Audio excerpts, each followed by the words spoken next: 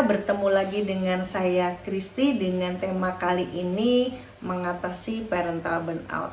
Tema ini sebetulnya pernah saya bahas di video yang lalu. Namun ada pertanyaan lagi yang masuk kepada saya.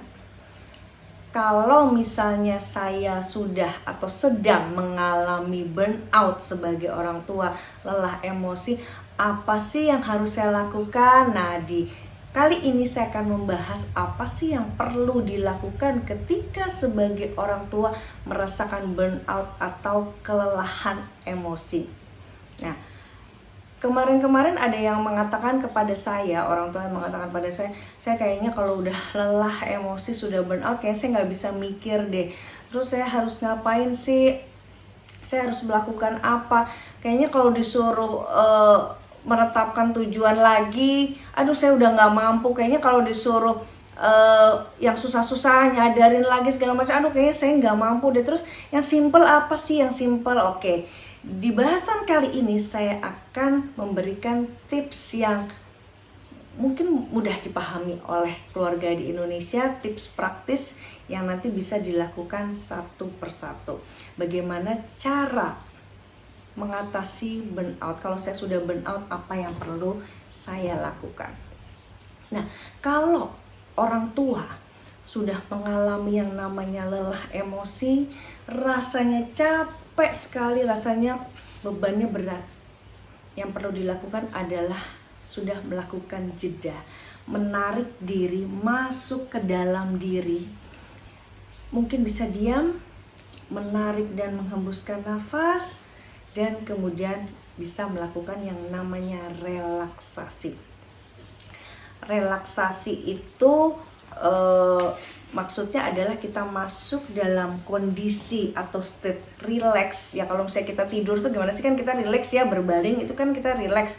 Ya bisa juga nanti dengan caranya berbaring atau duduk tapi yang nyaman, kondisinya nyaman. Dan kemudian nanti akan saya berikan panduannya sedikit saja, apa sih yang perlu dilakukan di dalam relaksasi itu. Nah, pertama-tama yang nanti orang tua keluarga di Indonesia bisa melakukan relaksasi, yang pertama-tama boleh sadari nafas, sadari keluar dan masuknya nafas, ya sadari saja, sadari tubuhnya. Mungkin ada bagian-bagian di dalam tubuh kita yang rasanya capek, lelah, sadari saja, amati saja, dan terima kondisi itu. Nah, untuk menambah rileks, untuk menambah kita masuk dalam state atau kondisi relaksasi, kita boleh membayangkan tempat yang nyaman. Misal, kalau tempat yang nyaman itu misalnya kita berada di pantai, ya kita boleh membayangkan berada di pantai. Atau misalnya di pegunungan, kita boleh membayangkan di pegunungan. Dan kemudian misalnya di tempat tidur atau di mana saja yang membuat keluarga di Indonesia ini merasa nyaman dan tenang. Nah, pada saat membayangkan, rasakan sensasinya. Ya, rasakan saja sensasinya, rasakan apa yang masuk di dalam pikiran, apa yang dibayangkan itu ya, rasakan. Misalnya tadi di pantai, rasakan aja ada angin-angin spoi misalnya ya. Kemudian dengarkan aja ada suara-suara air atau ombak di pantai, rasakan saja dan itu nikmati keadaan itu. Nah, boleh kalau misalnya kan memang kita nggak bisa melakukan apapun, udah kita niatkan saja di dalam hati, mulai hari ini dan seterusnya saya semakin nyaman, tenang, damai. Ya, boleh diulang-ulang. Ya, boleh diulang-ulang, dan kalau sudah nyaman terus aja diulang-ulang. Dan kemudian nanti kita sadari kembali ke kondisi Anda pada saat Anda pertama kali melakukan relaksasi itu, duduk yang nyaman. Nah, biasanya ketika sudah melakukan proses itu, mungkin proses itu nggak lama lah, sekitar 5-10 menit. Biasanya keadaan sudah lebih tenang. Kalau misalnya tadi kita emosinya di dalam rentang 1-10 tuh rasanya wah kayaknya lelah banget, rasanya stres banget gitu kan, rasanya nggak tahu apa yang mau dilakukan, rasanya mau marah dan sebagainya. Nah, biasanya dengan relaksasi itu dia akan menurun. Ya, durasinya berapa lama itu disesuaikan saja dengan kebutuhan. Yang penting adalah di kondisi itu kita menciptakan state, menciptakan bayangan-bayangan rasa nyaman, dan rasakan itu berada di dalam diri, masuk ke dalam diri sambil kita niatkan kita merasa nyaman, tenang, damai. Gitu, itu relaksasi. Untuk membantu, bisa juga disetel musik-musik instrumen, bisa juga seperti itu supaya semakin nyaman, tenang, dan supaya cepat masuk di dalam kondisi yang memang kita butuhkan. Tapi tidak perlu menggunakan, ada kata-katanya ya, tapi instrumen-instrumen yang memang tidak, yang memang musik-musik yang tidak ada kata-katanya, yang musik saja, instrumen saja ya. Oke, jadi relaksasi. Begitu kita memang gak bisa melakukan apapun, sudah masuk saja, selami dalam diri, kita berlatih relaksasi. Yang kedua, mengingat kembali tujuan mulia di balik Anda atau saya atau kita melakukan sesuatu yang memang membuat kita burn out itu.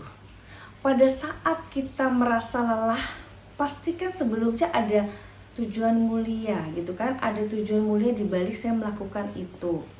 Misalnya kalau misalnya saya melakukan ini supaya anak saya merasa nyaman, kalau saya melakukan ini supaya keluarga saya terjamin, supaya anak saya bisa belajar dengan baik, supaya rumah saya bersih dan kemudian anak-anak nyaman tinggal di rumah ini. Nah, ingat aja kembali, hanya ingat aja, gak usah susah-susah, hanya mengingat kembali tujuan yang pernah kita tetapkan. Tujuan ini pasti mulia. Sebagai orang tua, sebagai sosok yang memang bertanggung jawab pada anak, pastinya punya tujuan mulia. Ingat saja itu. Ketika kita mengingat bahwa ada sesuatu tujuan yang mulia yang kita berikan kepada keluarga kita, kepada orang-orang yang kita cintai atau kita sayangi, rasanya kita bisa melakukan itu dengan ikhlas dan akhirnya rasa lelah itu menurun ya.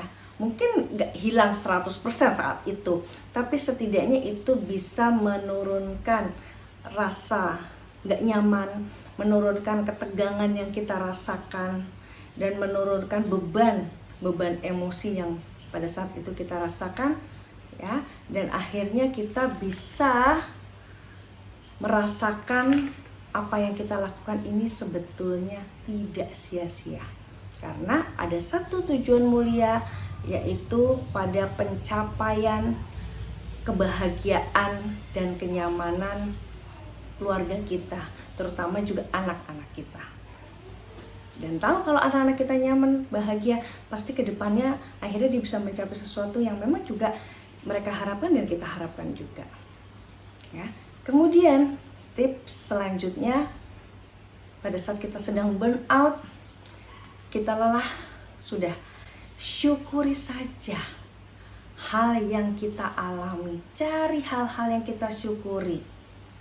Dalam beberapa penelitian, dalam beberapa jurnal dikatakan setiap hari baik juga misalnya kita menuliskan 3 hal yang kita syukuri di dalam hidup.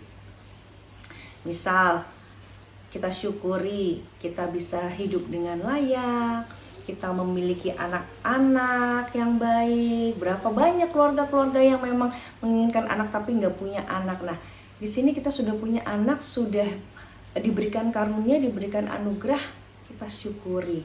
Diberikan pasangan yang baik. Berapa banyak di sana yang mungkin nggak punya pasangan, mau cari pasangan aja susah. Nah, akhirnya kita bisa mendapatkan itu. Nah, kita syukuri saja. Bahkan kalau sampai tidak ada yang bisa kita syukuri, misalnya ya, sampai gimana mau bersyukur, Bu Kristi gimana mau bersyukur, karena anak saya aja banyak, anak saya bandel-bandel, suami saya aja nggak peduli. Oke, setidaknya paling tidak kita bisa syukuri nafas kita saja, itu sudah lebih baik. Bisa bayangkan kalau misalnya nih nafas aja kita bayar, kita mau bayar berapa gitu kan. Jadi syukuri hal-hal yang kecil yang kita dapatkan setiap hari, bahkan yang kadangkala kita nggak pernah banggakan atau kita nggak pernah merasakan bahwa hal itu penting. Kayak bernafas itu jadi sebetulnya ini hal yang penting, tapi kadang-kala kita nggak pernah sadari, kita nggak pernah syukuri itu. Nah, syukuri saja itu. Nah, dengan melakukan 3 hal itu tadi, 3 tips itu, setidaknya pada saat orang tua kita merasa lelah, kita merasa burn out sebagai orang tua di dalam proses pengasuhan, kita menjadi berdaya guna, kita menjadi semangat lagi untuk bisa menjalankan peran pengasuhan dengan baik. Kuncinya adalah pada kesadaran diri kita. Kuncinya adalah kita kembali lagi fokus pada apa yang kita inginkan, fokus pada hal-hal yang kita miliki, yang kita syukuri, yang memang sudah diberikan Sang Pencipta kepada kita sebagai orang tua. Baiklah keluarga Indonesia, semoga sesi ini bermanfaat dan mudah-mudahan kita bisa berjumpa di sesi lainnya. Terima kasih.